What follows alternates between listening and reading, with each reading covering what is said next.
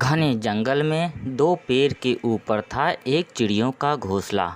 एक में रहता था काला कौवा के परिवार का घोंसला, दूसरी तरफ रहता था नीली पक्षी के परिवार का घोंसला। एक दिन अचानक नीली पक्षी लकड़ी लेने के लिए जंगल की दूसरी तरफ चले गई और लकड़ी खोज खोज कर लकड़ी इकट्ठा करने लगी और वह लकड़ी ले जाने के लिए उड़ने लगी। तब अचानक काला कौवा आ जाता है और उससे लकड़ी छीनने लगता है। अरे ये मेरी लकड़ी है और मैं इसे मेहनत से इकट्ठा किया हूँ। मुझे ये इकट्ठा करने में पूरी दिन निकल गई। मैं इसे चुन चुन कर इकट्ठा किया हूँ। अरे तुम चुप रहो, ये मेरी लकड़ी है और मैं इसे लेकर ही रहूँगा। तुम मेरी लकड़ी पर अपना हक मत जताओ। मैं यहाँ से जा रहा हूँ। नहीं नहीं, तुम ऐसा मत करो। मेरी पूरी दिन का मेहनत का फल लकड़ी का इकट्ठा है। काला कौवा, तुम मेरी मेहनत का कद्र करो और तुम भी मेरी तरह पूरी दिन मेहनत करके लकड़ी इकट्ठा करो। तुम चुप रहो, मैं जैसा बोलता हूँ वैसा करो।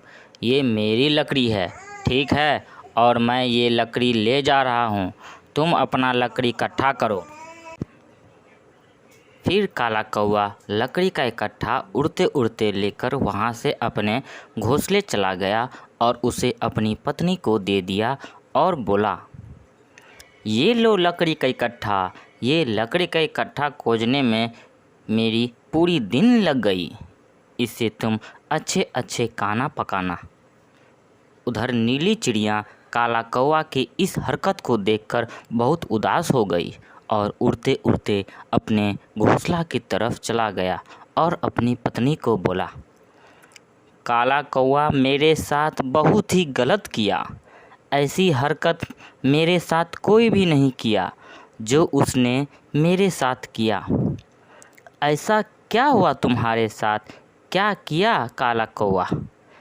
मैंने पूरी दिन भर लकड़ी खोजकर लकड़ी इकट्ठा किया था और जब मैं लकड़ी लेकर यहाँ आ रहा था उस समय काला कौवा आ जाता है और मुझसे पूरी लकड़ी छीन लेता है और झूठ बोला ये मेरी लकड़ी है और वो वहाँ से लकड़ी लेकर भाग जाता है और अपने घोंसला की ओर चला गया। तुम चिंता मत करो, तुम्हारा दिन भर का मेहनत का फल ले गया तो क्या हुआ? हम लोग भोजन की तलाश करेंगे और भोजन इकट्ठा करेंगे। तुम ठीक कहती हो, हम लोग भोजन की तलाश करेंगे और भोजन इकट्ठा करेंगे। फिर दोनों अगली सुबह उठकर भोजन की तलाश में इधर उधर घूमने लगती है और भोजन इकट्ठा करने लगती है। देखते देखते दोनों बहुत सारे भोजन इकट्ठा कर लिए और बहुत सारे मीठे मीठे फल भी ले लिए। जैसे लग रहा था उसने पूरी महीने भर की राशन का इंतजाम कर लिया है। फिर दोनों भोजन लेकर अपने घर आ गए। उड़ते उड़ते दोनों घर पहुंच गए। दोनों के घर पहुंचते ही बहुत ज़ोरों से वर्षा होने लगी और दोनों मज़े से भोजन करने लगे। और उधर मुझे काफ़ी भूख लग रही है, खाने को कुछ है तो हमें कुछ खाने को दे दो। खाने को कुछ भी नहीं है, न दाल न चावल और न ही कुछ फल। मैं तुम्हें दूं तो क्या दूं? सिर्फ और सिर्फ लकड़ी के इकट्ठे ही हैं। क्या घर में खाने को कुछ भी नहीं है, सिर्फ लकड़ी के इकट्ठे हैं?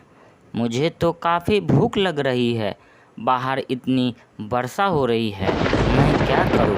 अच्छा, मैं चलता हूं भोजन की तलाश करने, तुम्हें भी भूख लगी होगी। फिर काला कौवा वर्षा होने के बावजूद भी उड़ते उड़ते उधर इधर घूमने लगा और उसे कुछ भी हाथ नहीं लगा। उड़ते उड़ते वह नीली चिड़िया के घर पहुंच गया तो उसने देखा कि नीली चिड़िया और उसकी पत्नी दोनों भोजन खा रही है और उसके पास बहुत सारे भोजन देखकर हैरान हो गया और उसने नीली चिड़िया को बोला, बहन, तुम खाना खा रही हो और हम भोजन की तलाश में इधर उधर घूम रहे हैं, पर मुझे कुछ भी नहीं मिला। तुम इतनी सारी भोजन कहाँ से लाई? कुछ हमें भी भोजन दे दो, और मेरी पत्नी भी बहुत दिनों से भूखी है, उनके लिए भी कुछ दाने दे दो। काला कौवा, तुमने मेरी पूरी लकड़ी ले लिया, पर हम लोग हार नहीं माने और मेरी पत्नी दिन रात एक करके ये भोजन का कुछ मीठे मीठे फल इकट्ठा किए हैं। इतनी मेहनत करने के बाद आज इतनी वर्षा में भी भोजन कर रहे हैं हम, पर तुम मेरी मेहनत का फल तुम लेना चाहते थे, पर भगवान ने तुम्हें इस वर्षा में भी भूखा रख दिया और तुम्हें इतनी परेशानी भी हो रही है। एक कहावत है, जैसी करनी वैसी भरनी। फिर नीली चिड़िया और उसकी पत्नी दोनों विचार किया, हम लोग आज इसे भोजन नहीं देंगे तो हम में और उसमें क्या फ़र्क रहेगा, इसे भोजन दे दो।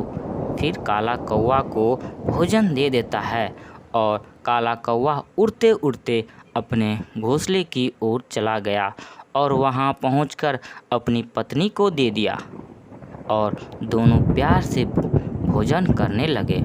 और काला कौवा ने भी मान लिया, आज से मेहनत करके ही फल खाऊंगा।